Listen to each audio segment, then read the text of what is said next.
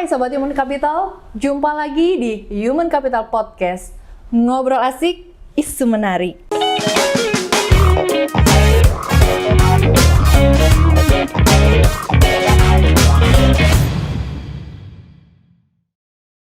Sobat Human Capital, di episode ini momennya pas di mana saat ini Sobat Human Capital dalam periode pengisian KPI triwulan 3 tahun 2023. Nah, di hari ini kita akan sharing terkait Perdir 2108/2023 tentang pedoman penilaian kinerja karyawan BPJS Tenagakerjaan.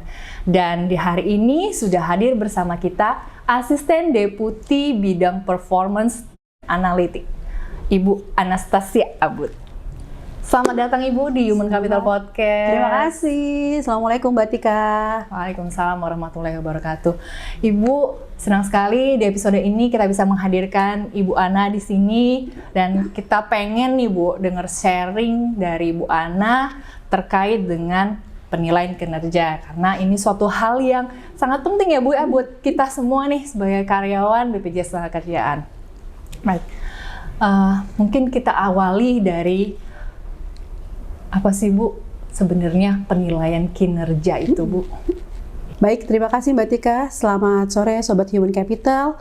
Pada kesempatan kali ini senang sekali bisa ngobrol-ngobrol dengan Mbak Tika untuk sharing terkait sistem pengelolaan kinerja di BPJS Tenagakerjaan.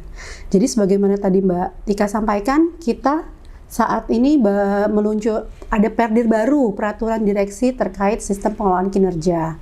Nah, mungkin dari awalnya mau cerita apa sih sistem pengelolaan kinerja itu gitu kan. Proses pengelolaan kinerja itu merupakan suatu alat bantu untuk mengukur pencapaian kinerja dari setiap individu yang ada di BPJS Tenagakerjaan. Di mana sebagaimana kita tahu, pengelolaan kinerja individu itu untuk mendukung pencapaian dari strategi dan juga tujuan organisasi.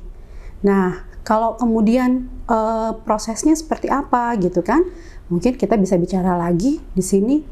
Kita punya strategi besar, kita punya goal dari organisasi. Nah, itu kemudian juga dinilai dalam suatu yang namanya ICK, Indeks Capaian Kinerja Badan. Nah, BPJS sebagai organisasi punya KPI nih. KPI itu apa sih? Key Performance kan. Tapi kalau KPI individu, kalau ini sebagai badan namanya ICK Badan tadi Mbak Tika. Nah, dari ICK Badan kemudian ada Deputi Bidang Perencanaan Strategis dan Transformasi yang bertugas untuk melakukan cascading. Cascading itu apa sih? Menurunkan dari ICK Badan tadi menjadi KPI dari unit kerja yang ada di seluruh BPJS Tenagakerjaan ini, baik di kantor pusat maupun di kantor wilayah, kemudian turun sampai ke kantor cabang. Setelah itu ada, maka kita di Human Capital bertugas untuk menurunkan lagi menjadi KPI, indikator-indikator yang menilai dari setiap individu. Nah, tujuannya apa gitu kan? Supaya kita dapat memastikan setiap individu melakukan dan melaksanakan tugasnya sesuai dengan job description-nya, yang dimana hasilnya pada akhirnya untuk menunjang pencapaian dari unit kerja kemudian naik kepada badan atau BPJS Ketenagakerjaan itu sendiri. Nah, seperti itu sih Mbak Tika. Artinya KPI ini adalah sebagai alat bantu untuk organisasi itu mencapai kinerjanya ya Bu ya? Salah satunya. Artinya bukan serta-merta kita juga kerja hanya based on KPI aja gitu kah Bu maksudnya? Iya dong, karena KPI itu singkatannya dari Key Performance Indicator. Nah, untuk KPI individu, kunci-kunci indikator apa sih yang penting untuk dinilai sehingga masuk menjadi indikator dalam penilaian setiap individu. Tapi mungkin tugasnya individu tersebut nggak cuma itu, gitu kan? Di dalam job description yang disusun pada setiap job title mungkin ada kan tugas-tugasnya apa saja yang wajib dilakukan. Tapi tidak semua hal wajib atau harus menjadi indikator di dalam KPI-nya. Karena yang dinilai hanya yang key tadi, yang pokok. Sedangkan tugas-tugas yang memang sudah kewajiban, yang rutin dilakukan, yaitu sudah berjalan business as usual. Seperti itu Mbak Tika. Jadi bukan berarti ini untuk menghapus ini juga ya. Kalau misalnya nggak ada di KPI, saya nggak mau ngerjain. Jadi kaku gitu ya Bu. Ini kan KPI gue cuma ini doang gitu kan. Itu kan nggak ada KPI gue gitu kan Bu ya. Jadinya, aku nggak mau ngerjain gitu kan. Padahal terkadang juga ada KPI individu itu yang saling mendorong untuk ke KPI unit. Betul. Yang nantinya juga dampaknya akan turun lagi ke individu masing-masing ya Bu ya. Betul. Baik, ini menarik sekali. Bu Ana, boleh nggak sih Bu diceritain ke kita? Karena kan ini infonya kan bahwa Deputi Bidang Human Capital melakukan perbaikan pada penilaian kinerja karyawan. Apa aja sih Bu perbaikan yang sudah dilakukan oleh Deputi Bidang Human Capital? Baik, makasih Mbak Tika. Jadi mungkin tadi penyambung ya adanya peraturan direksi yang baru nih gitu kan. Nah kenapa sih gitu kan, apa yang berubah di dalamnya? Salah satunya yang berubah adalah terkait skala penilaian. Jadi mungkin Mbak Tika juga ingat kan sebelumnya kita penilaiannya menggunakan skala 6. Nah sekarang kita menggunakan skala 5. Tapi di dalam metode di dalam penilaiannya itu menggunakan sistem interpolasi yang tetap sama. Hanya maksimal penilaiannya yang dulu 6 sekarang menjadi 5. Kemudian yang kedua kita menggunakan predikat. Oke, predikat. Predikat. Sebenarnya mungkin dulu juga ada predikat ya, tapi cara mendapatkan predikatnya saat ini itu yang berbeda gitu Mbak Tika. Oke, ini menarik Bu. Ada perubahan skala. Dulu skalanya 6, sekarang 5. Kayaknya ini tuh yang sering jadi pertanyaan dan mungkin jadi bahasan sama dari teman-teman di unit ya Bu ya, bahwa kok sekarang kayaknya dapetin KPI susah ya gitu ya, kok aku KPI-nya cuma 3 gitu kan. Nah mungkin itu yang perlu kita refresh kembali, bahwa sebenarnya skalanya pun saat ini berubah. Kalau dulu skalanya 6 dan kita dapat KPI 3 tuh udah ya kayak wassalamualaikum gitu ya Bu ya. Nah untuk sekarang kan di posisi skalanya hanya 5, ketika kita dapat 3 itu sebenarnya ya tidak buruk-buruk sekali gitu kan ya Bu ya. Skala 3 itu udah baik lah ya Bu ya, bisa dibilang tengah gitu kan ya. Oke, kemudian tadi yang kedua Ibu menyampaikan terkait dengan predikat. Baik, untuk predikat Bu, sebenarnya gimana sih Bu mekanisme penentuan predikat? Saya bisa dapat predikat baik atau kurang, itu tuh seperti apa metodenya? Mungkin saya mau kembali ke yang pertama tuh Mbak Tika, soal susah dapat KPI atau dapat angka 3 gitu misalnya sekarang ya. Jadi memang dari skala 5 bukannya 3 itu jelek atau nggak jelek-jelek amat, nggak juga. 3 itu sebenarnya sudah menunjukkan kita sudah pada level achieve ya, mencapai dari target yang ditetapkan gitu kan. Kalau berat atau tidak berat itu tergantung ya, mungkin targetnya seperti apa gitu kan, kemudian juga indikatornya seperti apa, karena kan BPJS-nya sendiri organisasi juga berkembang, tantangan, challenge dihadapi juga semakin berat, semakin bertambah. Nah itulah yang kemudian kita balik soal tadi, kita turunin dari ICK badan dan lain-lain, ya itu turun sampai ke individu, seperti itu Mbak Tika. Panjang ya Bu ya? Bu silakan diminum dulu Bu. Kita minum dulu lah ya, kita minum dulu. Silakan.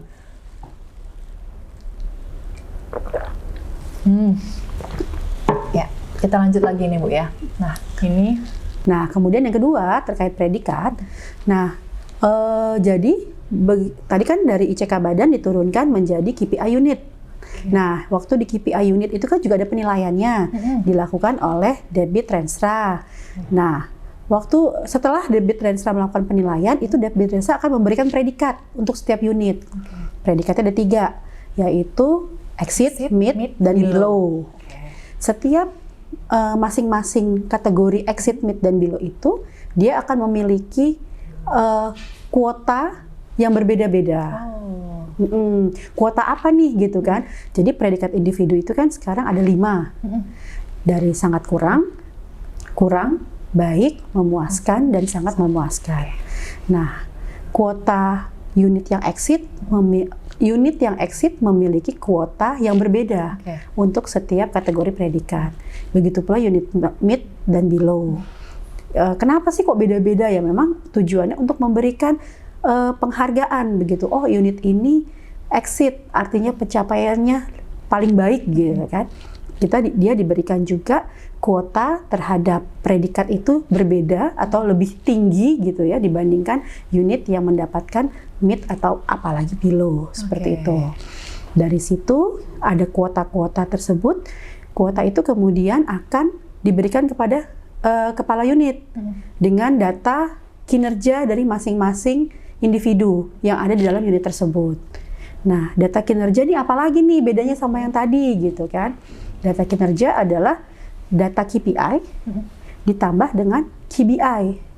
KBI itu Key Behavioral Indicator. Nah, digabungkan kemudian membentuk data kinerja. Diberikan kepada kepala unit untuk dilakukan perankingan. Seperti itu. Nah, perankingan itulah nanti yang digunakan untuk mengisi kuota di dalam masing-masing predikat. Nah, kepala unit sendiri dalam melakukan perankingan itu kita atur juga nih, gitu kan, bahwa dia harus melibatkan pejabat struktural di unit kerjanya. Misalnya, kalau di kantor cabang harus melibatkan kepala bidang. Kalau di kantor wilayah melibatkan wakil kepala wilayah. Kalau di kantor pusat, deputi bidang melibatkan para asdem. Nah, kira-kira gitu Mbak Tika. Jadi proses dan mekanismenya dalam pemberian predikat saat ini seperti itu. Berbeda kalau dulu menggunakan range nilai. Nah, kalau sekarang tidak. Baik, ini cukup panjang ya Bu. Jadi izin saya konfirmasi kembali, mohon koreksi kalau saya ada yang miss. Jadi di awal setelah adanya pencapaian kinerja unit, maka akan ditentukan dulu predikat unit kerjanya, apakah exceed, meet, atau below. Predikat unit kerja ini akan berpengaruh kepada kuota predikat yang ada di unit kerja. Semakin unit kerja itu predikatnya exceed, maka kuota untuk predikat-predikat yang baik ya Bu ya, yang ke kanan, betul. Yang seperti sangat memuaskan, baik itu porsinya semakin besar ya Bu ya. Beda halnya dengan unit kerja yang pada posisi dia below. Artinya kalau mid dan below. Artinya untuk unit kerja yang mid dan below ada kemungkinan untuk kuota predikat yang ke kiri itu akan jauh lebih besar dibanding unit kerja yang exit, gitu ya Bu ya? Betul. Oke, baik. Artinya di sini teman-teman tidak hanya bekerja untuk mencapai KPI individunya, tapi teman-teman juga harus berupaya membantu pencapaian KPI unit kerja karena tadi dampaknya akan membuka kuota bagi teman-teman untuk lebih predikatnya lebih ke kanan gitu ya Bu ya. Jadi intinya kita bekerja sama, kolaborasi di sini gitu kan. Kita tidak mau juga KPI individu jadi individualis. Kita mencapai kinerja terbaik, tapi juga kita bersama-sama kita menunjang dari pencapaian kinerja unit kita. Supaya unit kerjanya exit, predikat kita juga lebih baik. Gitu ya, Oke, sip, baik. Bu Ana, ini menarik sekali ya Bu, tadi terkait predikat. Nah, misal nih Bu, di satu unit kerja, dia dapat kuota untuk karyawan dengan predikat memuaskan katakanlah misalnya 5 orang dan predikat baik katakanlah misalnya 20 orang. Nah, tapi di antara 5 orang karyawan yang akan mengisi kuota memuaskan, ini tuh di posisi ke-5 dan ke-6 tuh nilainya sama Bu. Bagaimana cara membedakannya? Karyawan si A dia akan masuk ke kuota memuaskan, karyawan si B akan masuk ke kuota yang baik. Padahal sama kan Bu ya ini. Nah, itu gimana Bu untuk menjaga fairness-nya? Oke, Mbak Tika, jadi dalam pemberian predikat itu sebenarnya tidak hanya semata-mata dari nilai kinerja. Oke, itu yang harus dipahami ya. Jadi dari HCP kita menyampaikan ini loh daftar karyawan di unit kerja Bapak Ibu Kepala Unit gitu kan dengan nilai kinerjanya masing-masing. Tapi apakah dalam pengurutannya itu Bapak dan Ibu Kepala Unit memiliki kewenangan? Nilai kinerja menjadi salah satu faktor. Ada yang lain nggak? Bisa gitu kan. Bagaimana perilaku atau misal attitude dari karyawan tersebut misalnya. Bagaimana tingkat kedisiplinan dari karyawan tersebut misalnya. Nah, kemudian untuk itu dari kita dari HCP itu membuatkan namanya BARS, Behaviorally Anchor Rating System. Nah, ini sebenarnya alat bantu juga, itu bisa dipakai, tapi juga tidak dipakai juga tidak apa-apa. Tapi kalau misalnya tadi seperti Mbak Tika sampaikan, misalnya sudah dinilai semua nih, gitu kan, sama gitu. Nah, terus kita gimana menentukannya? Nah, itulah tadi ada alat bantu si BARS tadi itu. Kenapa juga sekarang melibatkan para pejabat struktural lainnya supaya memberikan masukan. Mungkin ada pendapat terkait, kita bisa kembali mungkin kepada nilai iman etika kita, Mbak Tika. Jadi harmoni, integritas, begitu kan, iman. Nah, hal-hal tersebut yang dapat dilihat gitu kan dalam kehidupan sehari-hari, dalam bekerja juga bisa menjadi nilai tambah lah, istilahnya seperti itu ya, bahwa setelah menjalankan sesuai dengan nilai budaya BPJS Tenagakerjaan, seperti itu. Oke. Nah, ini yang perlu Sobat Human Capital ketahui juga ya Bu ya, bahwa untuk menentukan predikat di unit kerja itu bukan mutlak berdasarkan urutan nilai KPI tertinggi, dari yang tertinggi sampai yang terendah gitu. Tapi ada penilaian-penilaian lain yang dilakukan oleh kepala unit kerja, tentunya melibatkan pejabat struktural yang ada di unit kerja tersebut. Gitu ya Bu ya? Betul sekali. Oke, baik. Nah, Bu, saya juga penasaran nih, bagaimana dengan mekanisme penentuan karyawan dengan predikat sangat memuaskan dan yang sangat kurang nih, Bu? Oke, Mbak Tika, jadi sangat memuaskan itu kan memang berbeda ya, jadi dia extraordinary lah jadinya. Nah, untuk karyawan non-struktural, kita ada kategori tertentu nih, misalnya finalis best employee, 3 besar finalis best employee. Kemudian AR, ARP, ARK terbaik nasional.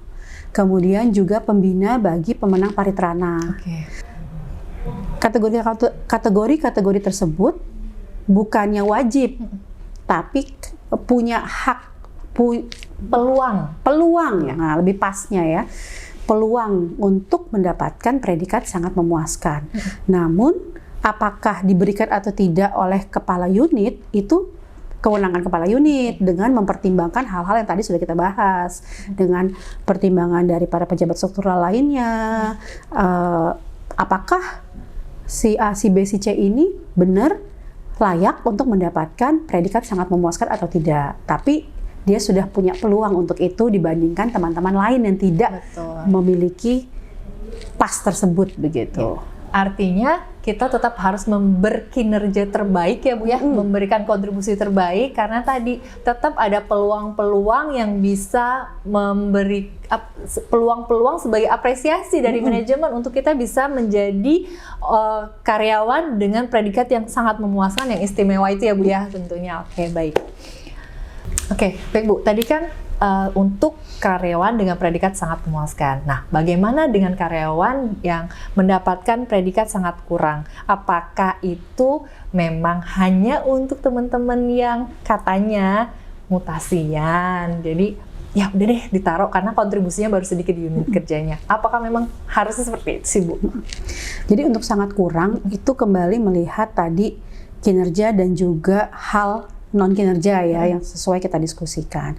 Namun ada ketentuan-ketentuan khusus bagi karyawan dengan kondisi unfit, sedang pelanggaran sedang berat, kemudian juga mangkir, itu menjadi pertimbangan dari kepala unit maupun jajaran struktural tadi untuk memberikan predikat sangat kurang. Baik, Bu Ana, tadi kan kita sudah bahas tentang predikat sangat memuaskan dan sangat kurang. Nah, saya masih penasaran nih Bu, bagaimana dengan rekan-rekan kita Sobat Human Capital nih yang saat ini sedang melaksanakan tugas belajar. Bagaimana proses penilaian KPI dan juga predikatnya untuk mereka nih Bu? Jadi kalau untuk teman-teman tugas belajar, kita bekerja sama dengan tim dengan Debit Learning karena itu ada di sana gitu ya. Nah, dalam penilaian KPI-nya itu berdasarkan dari nilai IPK yang diperoleh oleh karyawan tersebut pada waktu dia sedang berkuliah. Nah, untuk predikat yang diberikan, maka predikat bagi karyawan yang sedang tugas belajar maksimal adalah baik. Nah, untuk baik berarti ada kurang, sangat kurang. Nah, kalau yang masuk kurang itu adalah karyawan yang tugas belajar, namun masa penyelesaian tugas belajarnya lewat dari waktu yang ditentukan. Nggak on time. Tidak on time. Nah, itu dia akan menjadi kurang. Tapi kalau karyawan tersebut nggak selesai atau drop out gitu ya, maka itu menjadi sangat kurang. Oke, berarti mereka untuk teman-teman yang tugas belajar ini predikatnya adalah baik, kurang, dan sangat kurang aja. Betul. Gitu ya Bu ya? Betul. Oke, baik. Nah Bu, kalau yang baru-baru ini ada itu kan untuk penilaian 3 bulanan pun di situ sudah kepala unit kerja diminta untuk mengisi predikat teman-teman di unit kerja. Jadi kalau dulu kan predikat itu cuma setahun sekali ya Bu ya. Sekarang itu setiap penilaian 3 bulanan kok kepala unit kerja ini sudah harus menentukan predikat teman-teman ini. Itu kenapa Bu ada hal seperti itu Bu? Nah, mungkin tadi balik tuh ke pertanyaan Mbak Tika sebelumnya. Bagaimana dengan teman-teman yang mutasi? Ya. Nah, seperti itu kan. Apakah ya udah kalau ada karyawan mutasi maka ya udah diberikan saja dia kurang atau sangat kurang gitu kan. Nah, kita melihat hal itu juga gitu kan. Kenapa kemudian kita memberikan salah satunya predikat triwulanan adalah memang mutasi tidak terelakkan ya. Kita tidak juga bisa bilang oh jangan mutasi, nggak bisa. Mutasi tidak terelakkan. Namun bagaimana memberikan informasi antara pejabat yang baru dan pejabat yang lama. Nah, dengan adanya predikat triwulanan bisa menjadi salah satu media. Jadi kalau misalnya dibilang Mbak Tika kan di sini baru 3 bulan, belum berkontribusi di sini, tapi kan kontribusinya terhadap keseluruhan juga.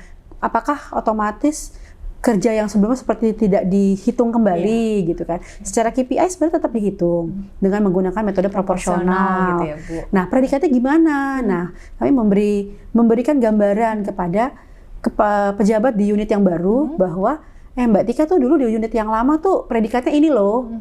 Jadi pejabat yang lama sudah memberikan predikat bagi Mbak Tika itu misalnya baik, memuaskan, atau memang juga menginformasikan memang kurang gitu. Di tempat yang lama memang kurang berkinerja nih gitu.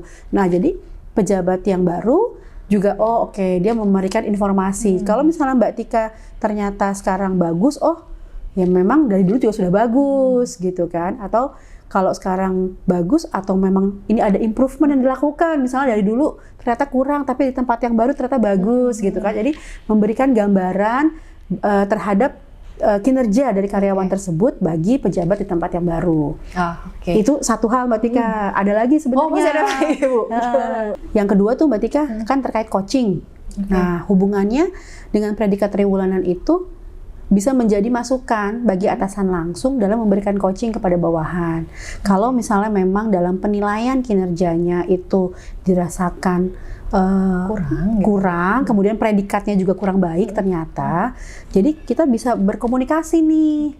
Jadi sebenarnya coaching itu juga tujuannya untuk meningkatkan performance gitu kan. Dari atasan bisa melakukan coaching kepada bawahannya, menurut penilaian kita, misalnya Mbak Tika nih ternyata kurang nih, atau misalnya sudah baik tapi ada yang perlu diimprove, ada yang bisa dikembangkan lebih lanjut. Nah, itu bisa ada komunikasi, ada dialog antara atasan dan bawahan. Jadi coaching yang sudah berjalan selama ini bisa lebih masuk ke konteks juga ya, dan berdampak. Jadi pada saat penilaian selanjutnya kita bisa melihat ada perubahan, ada perbaikan dari yang bersangkutan. Seperti itu Mbak Tika. Nah baik Sobat Human Capital, sekarang itu jangan khawatir karena setiap penilaian triwulanan sudah ada tuh predikat, yang mana predikat ini tuh tujuannya adalah sebagai panduan lah, bisa dibilang seperti itu, untuk ketika teman-teman mutasi nih besok, supaya kepala unit kerja di tempat yang baru bisa mengintip lagi nih, kemarin-kemarin anak ini apa ya predikatnya, sebagai dasar untuk menentukan predikat teman-teman di unit kerja yang baru tersebut. Jadi sekarang nggak usah khawatir ya untuk teman-teman yang mungkin akan mutasi atau mungkin yang kemarin sempat mutasi di tengah-tengah penilaian kinerja tahunan gitu ya. Nah, baik Bu Ana, kalau di tempat Bu Ana ini kan berarti yang diproses adalah penghitungan kinerjanya ya Bu ya, proses penghitungan kinerja. Nah, setelah dari tempat Bu Ana penilaian kinerja ini itu kan otomatis dampaknya nanti bisa ke CSS, kemudian ke Remuna. Itu apakah dari tempat Bu Ana juga masih yang mengelola atau adakah bidang yang lain Bu prosesnya? Jadi memang dari hasil kinerja itu berhubungan dengan banyak hal lainnya begitu ya. Jadi ada pemberian dalam perhitungan insentif misalnya ya terhadap reward, kemudian ada hubungannya juga dengan talent management, karir itu ya Bu ya maksudnya. Ada juga karir beda lagi. Ada juga CSS untuk grade seperti itu kan. Itu yang kemarin lagi rame tuh Bu. Jadi memang semuanya karena kita ingin semuanya berdasarkan performance gitu kan. Kenapa sih ada suatu reward lah katakan ya, baik berupa uang ataupun non material gitu ya. Tapi itu base-nya apa? Base-nya dari kinerja seperti itu. Oke, baik. Menarik sekali nih Bu Ana. Hari ini kita tadi sudah ngobrol tentang KPI itu apa, kemudian dasar sumbernya KPI itu dari mana sampai seseorang itu bisa dapat KPI, kemudian bagaimana penghitungannya, kemudian tadi ada kaitannya juga dari KPI ini, terus ada sambungannya lagi ke predikat, dampaknya juga kemarin sudah kita bahas di hari ini ya Bu, sudah cukup lengkap topik kita hari ini. Nah ini Bu mungkin nih semua Sobat Human Capital yang mendengarkan podcast ini, mungkin kami juga pengen tahu dari Bu Ana, Bu, sebenarnya tips apa sih yang bisa kami lakukan supaya tadi kami bisa mendapatkan KPI dan juga penilaian predikat kinerja yang baik. Oke Mbak Tika, jadi kalau tadi bagaimana sih supaya dapat kinerja yang baik gitu ya.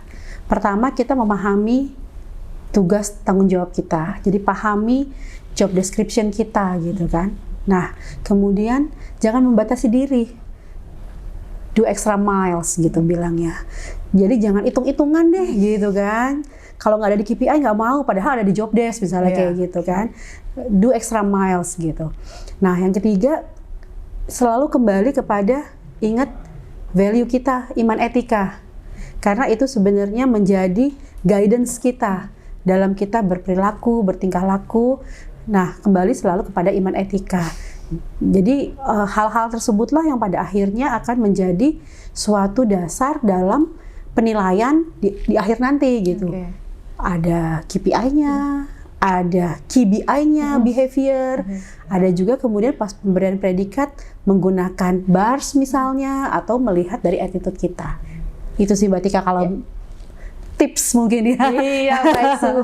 Terima kasih Bu nih, bermanfaat sekali tipsnya nih buat Sobat Human Capital. Jangan lupa terus berkontribusi bagi institusi ini dan terus kembangkan juga kompetensi teman-teman ya. Seperti tadi Bu Ana sampaikan, kerja nggak usah hitung-hitungan karena ketika kita membantu rekan kita yang lain tentunya kita akan jadi tambah ilmu ya Bu ya. Tambah ilmu tentunya juga untuk bekal kita nanti next step karir kita kemudian. Baik Bu Ana, terima kasih untuk sesi yang sangat berharga di hari ini dan pastinya ini akan bermanfaat sekali bagi Sobat Human Capital yang sudah menyaksikan episode hari ini. Terima kasih Sobat Human Capital yang sudah menyaksikan episode ini dan semoga ini bermanfaat untuk peningkatan kinerja seluruh Sobat Human Capital di seluruh Indonesia. Akhir kata, wabillahi taufiq wal hidayah. Wassalamualaikum warahmatullahi wabarakatuh.